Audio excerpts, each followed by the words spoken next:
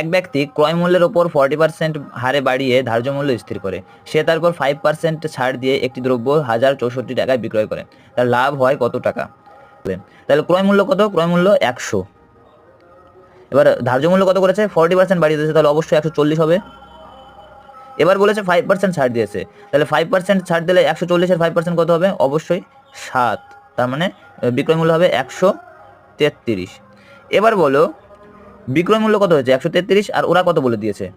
1064। তাহলে আমরা এই 133 সমান সমান কিন্তু 1064 করতেই পারি। এবার চেয়েছে কি লাভ হয়েছে কত? তাহলে লাভ কত? লাভ তো আমার 33 টাকা হয়েছে না? তাহলে 33 সমান সমান কত? এখানে 133 গুণ 33, তাহলে এখানে এইটা দিয়ে কাটলে দেখো 8 হবে, আর 8 33 কত হবে? অবশ্যই কিন্তু 264। Option A is the correct answer. অঙ্কটা কেমন লাগলো একটা কমেন্ট করে জানিয়ে দিও।